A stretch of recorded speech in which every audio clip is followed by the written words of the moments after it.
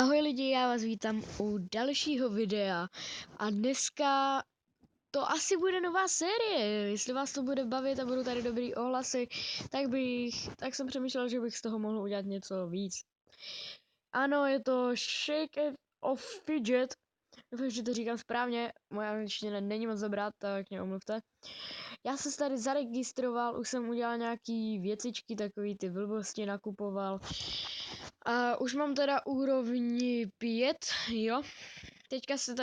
Teďka tady mám misi. Takže dáme na 2 rány, easy. Tak a jestli tam budou nějaký hnusný zvuky, tak mě omluvte, ale nemám nějak moc kvalitní mikrofon teďka momentálně. Takže dostali jsme tady tuhle hůlku, mezi tím si dáme lidi tady dávat nějakou další. Tohle, to je dobrý. OK, kdo to nezná, je to o tom, že máte prostě, na začátku si uděláte svýho panáčka a pak si kupujete a vylepšujete. Tady prostě já tady mám nějaký krámy, nějaký helmu blbou, tady nemám žádný brnění, rukavice dobrý celkem, boty, hůlku a tady má to, jakoby co dělá, tady mám ty, tady to budete mít napsaný, tady to máte a prostě ten pankra, no prostě nějaký tady, tohle mám a jo, mám rýmu, tak mě omluvte za nějaký horší hlas, ale nešlo to, sorry. A my si tady dáme tuhle nádhernou hůlku. Nasadit. Tak lidi, vidíte to? Tady tam má úplně jiný kouzlo, jak můžete vidět. A my se tady koukneme, tady k tomu cápkovi. Jo, jestli jsem nedomluvil, tak. Je to o tom, že si kupujete ty různé věci, vylepšujete, sbíráte levely, tady takhle, pod mým jménem tady Pokerface 159 máte hnedka úroveň 5 a vidíte, že mám tady tu hůlku jakoby. Tady vám můžu ukázat, že je tam ještě meč a prostě normální fighter, já nevím jak to mám říct. A pak je tam lučišník. Mně se teda nejvíc líbí tady ten s tím a máme tady další to, takže nice, tady do něj jednou střelíme a mrtvé, vidíte to lidi. Boom, získali jsme nějaký krám. A když nepotřebujete nějakou blbost, jako já třeba tady nějaký dřevěný, nevím co, tak prostě dáte prodat, tady máte prodejní hodnota, sakra, prodejní hodnota 79 těch silver manísků a já dám prodat a určitě. A tady vlevo vidíte, když mám 100 těch stříbrných, tak mám 1 zlatý.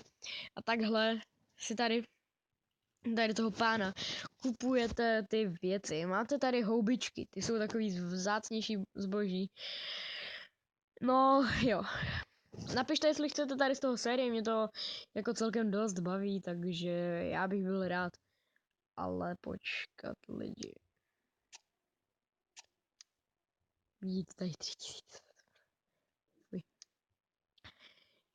Jo, tady. Chování, četozvuk, četojazyk.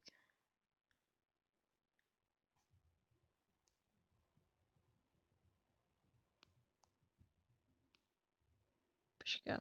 Čech, zelená, modrá, co? Vypnout bednu, co? Porovnat předměty s F? Ale to si zapnem.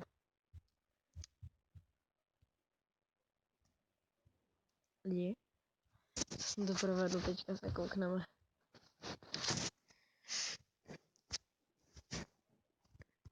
Počkat, co jsem to udělal. Lidi, já jsem to úplně nějak pokadil. Počkejte, asi tady. No, tak to bude špatný. No, doufám, že jsem nic moc neudělal. Tady si půjdeme do hospůdky vybrat misi. Něco, co uděláme, nějaký dobrodružství.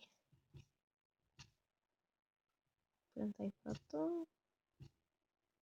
Já teda osobně bych šel pro tohle, dobrý. To je nejlepší asi. Je to, jak říkám, asi takový oddechový. A já se k vám vrátím hnedka, jak tady jak tady mi to najde tu misi, jakoby, jak tam doputuju. Takže zatím. Dobrý, máme to tu. Takže tady, bum, nějaký bazilišek, vidíte to. Jo. Starovaní pěkný pitomsti. Stromeček. To berem.